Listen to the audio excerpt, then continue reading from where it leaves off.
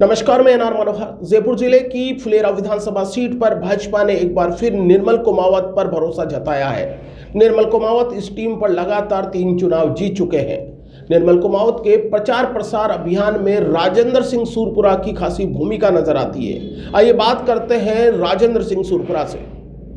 नमस्कार, मैं एनआर मनोहर। मेरा कार्यक्रम आमने सामने में आज मेरे पास जो शख्सियत है वो है राजेंद्र सिंह सूरपुरा। जब सूरपुरा शब्द जुड़ता है तो लोगों के अलग अलग कयास हो जाते हैं। एक वो सूरपुरा जो राजस्थान की राजनीति में इस नाम को काफ़ी फेमस किया है। पंचायत समिति सदस्य है और पंचायत समिति सदस्य संघ के राजस्थान के प्रदेशाध्यक्ष है।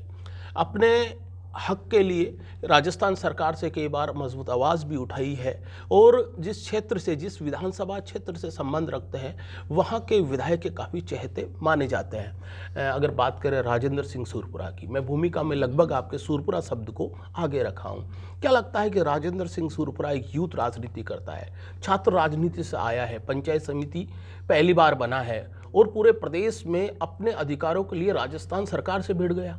ये क्या है सारी चीज़? देखिए, मैं सबसे पहले तो मैं विद्यार्थी परिषद का कार्य करता हूँ और विद्यार्थी परिषद में काम करते हुए हमें रीति नीति और छात्र संगठन के बारे में काम करते हुए मैं पहले छात्र संघ का अध्यक्ष रहा, सुबोध महाविद्यालय का छात्र संघ अध्यक्ष रहा, विधि महाविद्यालय का छात्र संघ अध्यक्ष रहा।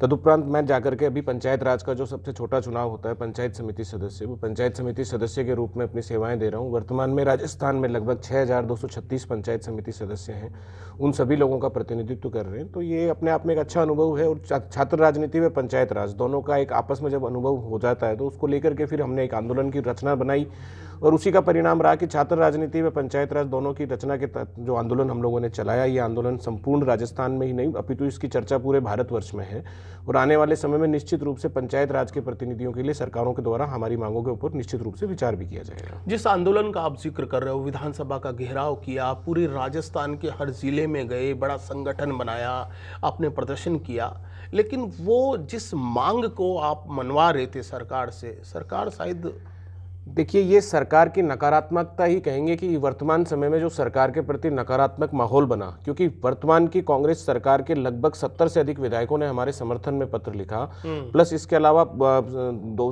लगभग 22 विधायकों ने विधानसभा में हमारे बारे में प्रश्न उठाया, लेकिन ये सरकार की उदासीनता रही और उदासीनता का ही परिणाम है कि वर्तमान में ये कांग्रेस सरकार गर्त की तरफ जा रही है और आने वाली 25 तारीख को कांग्रेस सरकार का सुपड़ा साफ यहाँ पर होगा। तो समस्त राजस्थान के पंचायत समिति प्रतिनिधि निश्चित रूप से इसके अंदर सरकार को गिराने का काम गिरेंगे। छात्र संघ राजनीति से जो लीडर्स निकलते हैं, मैं कह सकता हूँ कि यूथ को राजनीति में कितनी मुश्किलें आती होगी, या युवा राजनीति जब एक मुख्य राजनीति में आती है तो क्या लगता है कि एक इजी वे में है या रास्ता थोड़ा कठिन है आपका व्यक्तिगत? देखिए, वर्तमान परिदृश्य में यदि आप राजनीति को देखेंगे तो राजनीति की एक वो प्रतिस्पर्धा नहीं है, राजनीति एक सेवा का माध्यम है और सेवा के माध्यम के अंदर चित परिचित अंदाज में अगर आप लगातार अपना निरंतर तन्मयता से आप अपना कार्य करते रहते हो तो निश्चित रूप से भारतीय जनता पार्टी हो चाहे कांग्रेस पार्टी हो, आने वाले समय के अंदर कोई ना कोई जो नए नेतृत्व की बात आती है तो अपने आप कोई भी पार्टी होती है वो अपने युवा नेतृत्व को भी समय आने पर मौका देती है, नए युवा नेतृत्व को भी मौका देती है और नए लोगों को भी मौका देती है। तो निश्चित रूप से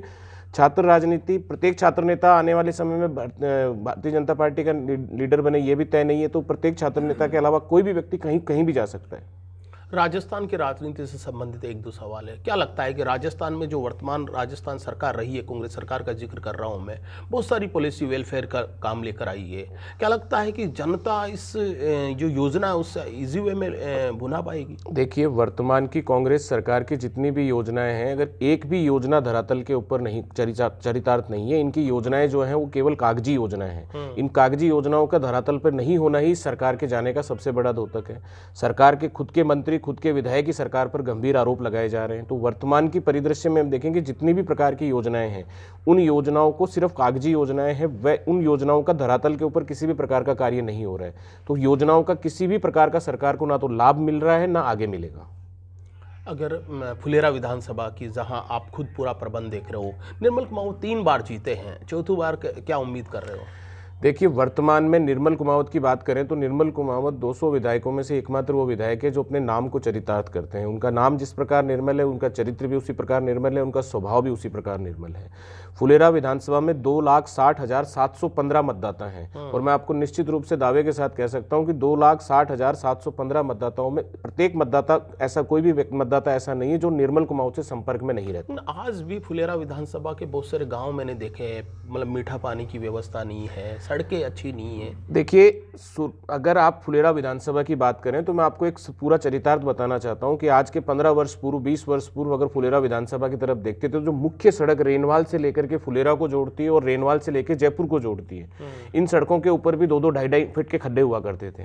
अगर विकास की बात की जाए तो पूरे राजस्थान में फुलेरा विधानसभा में जो सड़कों का जाल बिछाया गया है तो वो विधायक निर्मल कुमावत के द्वारा बिछाया गया है। आज फुलेरा विधानसभा की 90% गांव ढाणी, ढाणी से गांव, गांव से ढाणी और सभी ढाणियां आपस में जुड़ी हुई हैं और सभी रोडों का डामरीकरण का कार्य भी हो चुका है। निर्मल कुमावत की जीत का कारण उनका निर्मल स्वभाव रहेगा या उनके द्वारा कराए हुए काम और विकास? देखिए, निर्मल कुमावत की जीत के अनेक कारण है। निर्मल कुमावत की जीत का सबसे पहला कारण है कि निर्मल कुमावत का स्वभाव निर्मल है। स्वभाव के साथ साथ निर्मल कुमावत के ऊपर कोई भी व्यक्ति 1 रुपए का आरोप नहीं लगा सकता। निर्मल कुमावत वो व्यक्ति जो अंतिम व्यक्ति के बारे में भी विचार करता है। निर्मल कुमावत वो व्यक्ति जो सहज सरल रहते हुए सभी लोगों के परस्पर संपर्क में रहते हैं। पूरे 5 वर्ष 365 दिन 1825 दिन एक का कार्यकाल जो निर्मल कुमावत का रहता है 5 साल का, उस 1825 दिन के कार्यकाल में 200 विधायकों में दावे के साथ कह सकता हूं कि यदि 1825 के दिन अगर सक्रिय रहकर कोई संपर्क रहता है तो वो विधायक निर्मल कुमावत रहता है। निर्मल कुमावत की टीम के आप, मैं कह सकता हूं, सबसे चहेते या सबसे सक्रिय कार्यकर्ताओं में से एक है।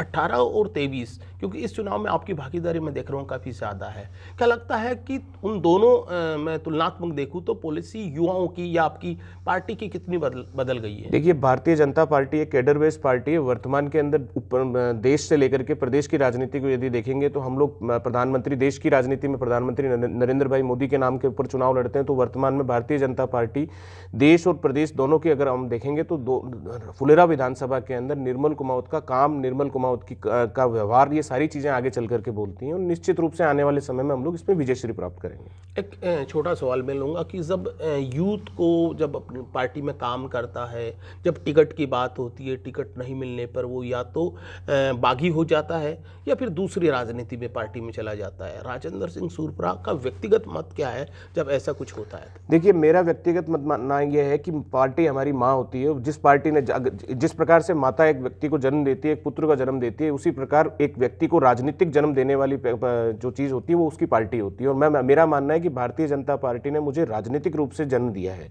तो निश्चित रूप से भारतीय जनता पार्टी की सेवा करना मेरा प्रथम कार्य है। टिकट मांगना प्रत्येक व्यक्ति का धर्म होता है, लेकिन टिकट देना शीर्ष नेतृत्व का कार्य होता है। और शीर्ष नेतृत्व यदि किसी भी व्यक्ति का चयन करता है, किसी व्यक्ति का अगर चयन उसने टिकट के नाम पर किया है, किसी व्यक्ति का अगर टिकट नहीं मिला है, तो हो सकता है उसको किसी दूसरे कार्य में उसका नियोजन किया जाए। तो मेरा शुद्ध रूप से ये मानना है कि भारतीय जनता पार्टी में प्रत्येक कार्यकर्ता के लिए काम के लिए कार्यकर्ता बना हुआ है।